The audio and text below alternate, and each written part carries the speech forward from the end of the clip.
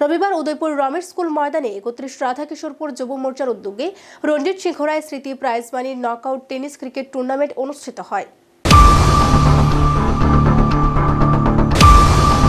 প্রদীপ প্রজ্বলন ও রঞ্জিত সিংহ রায়ের প্রতিকৃতিতে পুষ্পস্তবক দিয়ে রবিবার উদয়পুর রমেশ স্কুল ময়দানে অনুষ্ঠিত হওয়া রঞ্জিত সিংহ রায় স্মৃতি prize money knockout cricket tennis টুর্নামেন্টের শুভ সূচনা করেন অর্থ পরিকল্পনা ও সমন্বয় এবং তথ্য প্রযুক্তি দপ্তরের মন্ত্রী প্রণজিৎ সিংহ রায়। এছাড়াও অন্যান্যদের মধ্যে উপস্থিত ছিলেন বিধায়ক অভিষেক দেবরায়, গোমতী জেলা পরিষদের সভাধিপতি দেবল দেবরায় সহ আরকিপুর যুব মোর্চার নেতৃত্বরা। উদ্যোক্তারা জানান এই ক্রিকেট টুর্নামেন্টে 32টি দল অংশগ্রহণ করবে।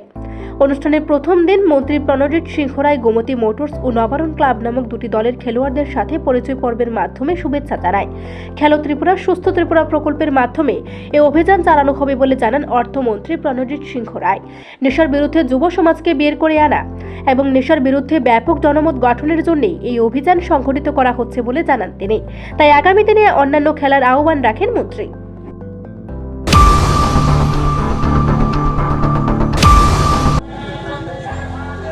এই মাঠে প্রত্যেক বছর কোনো না কোনো খেলার এখানে আয়োজন করা হয়ে থাকে। কখনো আরকিপুর মন্ডলের উদ্যোগে, কখনো যুব মোর্চার উদ্যোগে বা অন্যান্য যাদেরকে স্থানীয়ভাবে যারা খেলাধুলা আয়োজন করে এখানে বিভিন্ন খেলাতে অংশগ্রহণ করার সুযোগ হয়েছে।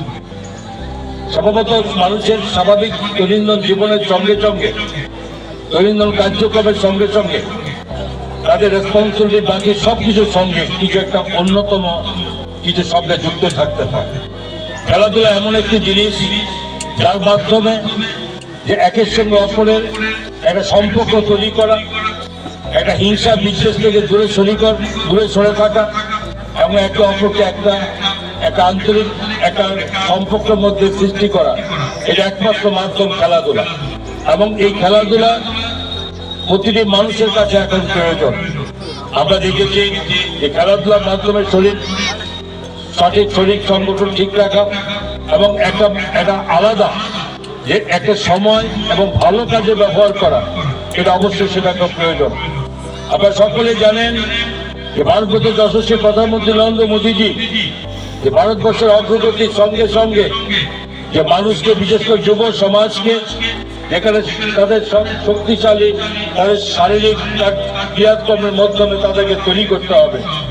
আজকে আমরা এর মাধ্যমে সমস্ত স্কুল কলেজ থেকে শুরু করে বিভিন্ন ক্লাব থেকে শুরু করে এনজিওর মাধ্যমে যে কাজকর্ম সমস্তভাবে দ্রুত গতিতে এগিয়ে চলেছে। আমরা যে এই যোগার মাধ্যমে সারা ভারতবর্ষ নয়, সারা পৃথিবীতে একটা অন্যতম আকর্ষণীয় বিন্দু তিনি তৈরি করেছেন, যার মাধ্যমে আজকে সকলেই এই কাজের সঙ্গে, এই কর্মের সঙ্গে সবাই যুক্ত থাকে। উদয়পুর প্রতিনিধির রিপোর্ট, এশিয়ান টাইমস।